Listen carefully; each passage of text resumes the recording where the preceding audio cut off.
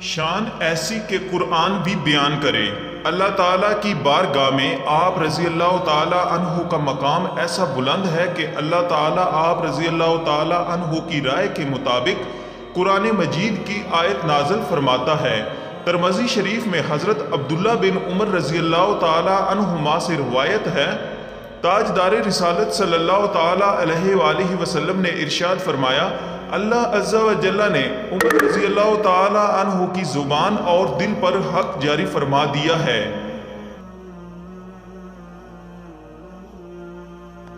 حضرت عبداللہ بن عمر رضی اللہ تعالیٰ عنہما فرماتے ہیں، جب کبھی لوگوں میں کوئی معاملہ درپیش ہوا اور اس کے بارے میں لوگوں نے کچھ کہا اور حضرت عمر رضی اللہ تعالیٰ عنہ نے بھی کچھ کہا تو حضرت عمر فاروق رضی اللہ تعالیٰ عنہ کی رائے کے مطابق قرآن نازل ہوا۔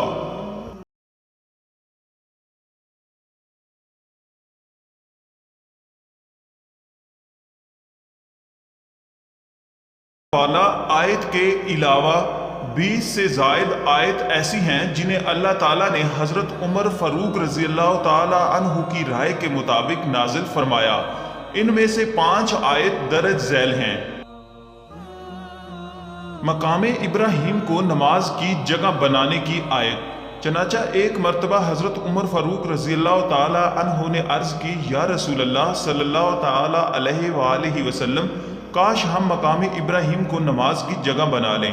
تو اللہ تعالیٰ نے یہ حکم نازل فرمایا، سورۃ البقرہ آیت نمبر 125، اور اے مسلمانوں تم ابراہیم کے کھڑے ہونے کی جگہ کو نماز کا مقام بناؤ۔ خواتین کے لیے پردے کے احکام۔ ایک مرتبہ آپ رضی اللہ تعالیٰ عنہ نے عرض کی، یا رسول اللہ صلی اللہ تعالیٰ علیہ وآلہ وسلم، کاش آپ ازواج مطہرات کو پردے کا حکم فرمائیں، کیونکہ ان سے نیک اور بد ہر قسم کے لوگ کلام کرتے ہیں۔ چنانچہ اللہ تعالیٰ نے سورۃ الاحزاب کی آیت نمبر 59 میں فرمایا، ترجمہ کنز العرفان، اے نبی اپنی بیویوں اور اپنی صاحبزادیوں اور مسلمانوں کی عورتوں سے فرما دو کہ اپنی چادروں کا ایک حصہ اپنے منہ پر ڈالے رکھیں، یہ اس سے زیادہ نزدیک ہے کہ وہ پہچانی جائیں تو انہیں ستایا نہ جائے۔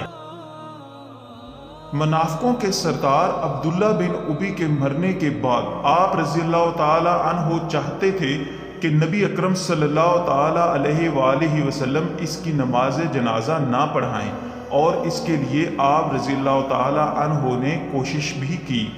جب حضور اقدس صلی اللہ تعالیٰ علیہ وآلہ وسلم اس کی نماز جنازہ پڑھا کر واپس ہوئے تو سورۃ التوبہ کی آیت نمبر 84 میں ارشاد ہوا، اور ان میں سے کسی کی میت پر کبھی نماز جنازہ نہ پڑھنا اور نہ اس کی قبر پر کھڑے ہونا، بے شک انہوں نے اللہ اور اس کے رسول کے ساتھ کفر کیا اور نافرمانی کی حالت میں مر گئے۔